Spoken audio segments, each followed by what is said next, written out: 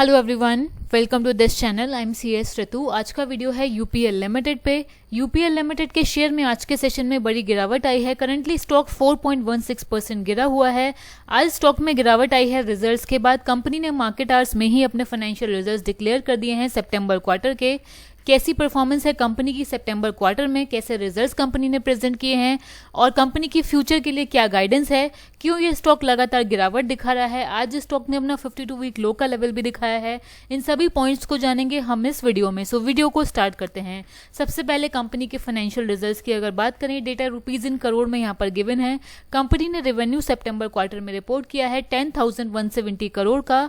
Last year सितंबर quarter में company का revenue था 12,507 करोड़ का। सो लास्ट ईयर से कंपनी का रेवेन्यू डिक्लाइन हुआ है। परसेंटेज टर्म्स में अगर हम देखें 19% का रेवेन्यू में डिक्लाइन कंपनी ने रिपोर्ट किया है एंड जून क्वार्टर से कंपनी का रेवेन्यू बढ़ गया है। टोटल एक्सपेंसेस कंपनी ने रिपोर्ट किए हैं 10,373 करोड़ के। एक्सपेंसेस लास्ट क्वार्टर से बढ़े हैं, लेकिन लास्ट ईयर सितंबर क्वार्टर से एक्सपेंसेस में डिक्लाइन है। And after all taxes company ने इस बार प्रॉफिट रिपोर्ट नहीं किया है। कंपनी ने नेट लॉस रिपोर्ट किया है 293 करोड़ का और इसमें से ओनर्स को मिलता है 189 करोड़ का। सो कंपनी ने नेट लॉस रिपोर्ट किया है 189 करोड़ का। कंपनी को लास्ट ईयर सितंबर क्वार्टर में 814 करोड़ का प्रॉफिट था एंड लास्ट क्वार्टर में 166 करोड़ का प्रॉफिट था। सो कंपनी प्रॉफिट से लॉस में आ गई है सितंबर क्वार्टर में। और अर्निंग पर शेयर भी नेगेटिव आया है लॉस की वजह से। नेगेटिव 2.54 का ईपीएस कंपनी ने रिपोर्ट किया है। लास्ट ईयर कंपनी का ईपीएस 10.83 रुपीज का था एंड लास्ट क्वार्टर में 1.33 रुपीज का था। सो क्लियरली यहाँ पर कंपनी की परफॉर्मेंस इंपैक्ट हुई है। कंपनी लॉस में आ गई है प्रॉफिट से, इसीलिए आज स्टॉक में भी हमें बड़ा रिएक्शन देखने को मिला है। सेगमेंट वाइज परफॉर्मेंस अगर हम देखें, क्रॉप प्रोटेक्शन सेगमेंट में कंपनी का रेवेन्यू डिक्लाइन हुआ है एंड सीड बिजनेस में कंपनी का रेवेन्यू बढ़ा है। नॉन एग्रो बिजनेस में भी कंपनी का रेवेन्यू डिक्लाइन हुआ है, इसीलिए ओवरऑल रेवेन्यू भी घटा है एंड प्रॉफिटेबिलिटी भी क्रॉप प्रोटेक्शन बिजनेस में घटी है। इस वजह से कंपनी लॉस में आ गई है। रिजल्ट्स की हाईलाइट अगर हम देखें, रेवेन्यू आया है 10,170 करोड़ का। ईयर ऑन ईयर बेसिस पे 19% का डिक्लाइन है। कंट्रीब्यूशन मार्जिन आया है 39.9% का। कंट्रीब्यूशन मार्जिन में लास्ट ईयर के मुकाबले 265 बेसिस पॉइंट का डिक्रीज है। एबिटा आया है 1573 करोड़ का। एबिटा 43% डिक्रीज हुआ है ईयर ऑन ईयर बेसिस पे। एबिटा मार्जिन आया है 15.5% का, जो कि लास्ट ईयर सितंबर क्वार्टर में 22.1% का था। यहाँ पे भी 666 बेसिस पॉइंट का डिक्रीज कंपनी ने रिपोर्ट किया है। और नेट लॉस आया है 189 करोड़ का। लास्ट ईयर कंपनी को प्रॉफिट था 813 करोड़ का। अब यहाँ पर बहुत सारे इन्वेस्टर्स का क्वेश्चन ये है कि कंपनी की परफॉर्मेंस सीवियरली इम्पैक्ट क्यों हुई है।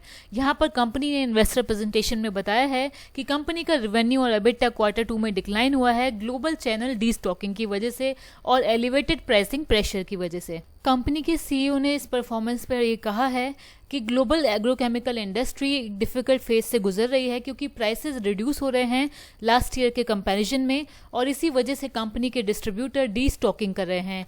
डी स्टॉकिंग का मतलब होता है कि कंपनी के डिस्ट्रीब्यूटर कंपनी के प्रोडक्ट्स के स्टॉक को रिड्यूस कर रहे हैं और वो फोकस कर रहे हैं परचेज करने पे लोअर प्राइसेस पे, अपनी इन्वेंट्री कॉस्ट को डाउन करने के लिए। सो डी स्टॉकिंग की वजह से कंपनी की परफॉर्मेंस में सिग्निफिकेंट इम्पैक्ट आया है यूएस में और ब्राजील में फर्स्ट हाफ में। लेकिन यहाँ पर कंपनी के सीईओ ने यह भी बताया है कि गोइंग फॉरवर्ड वो ऑप्टिमिस्टिक है कि कंपनी की परफॉर्मेंस इंप्रूव होगी second half of financial year 24 में, क्योंकि की ज्योग्राफीज जहाँ पे कंपनी डील करती है like north America, Latin America और यूरोप, वो अपने क्रॉपिंग सीजन में एंटर कर रही है। बट सितंबर क्वार्टर की परफॉर्मेंस को अगर हम देखें तो प्राइसिंग डी स्टॉकिंग इम्पैक्ट की वजह से कंपनी की परफॉर्मेंस इन सभी डेमोग्राफीज में रिड्यूस हुई है। लैटिन अमेरिका में कंपनी का रेवेन्यू 20% डिक्लाइन हुआ है, नॉर्थ अमेरिका में 65% का डिक्लाइन है, यूरोप में 8% का डिक्लाइन है, but rest of the world में 2% का रेवेन्यू इंक्रीज है सेकेंड क्वार्टर में। सो आगे के लिए क्या गाइडेंस है ये भी यहाँ पर बहुत इंपॉर्टेंट हो जाता है।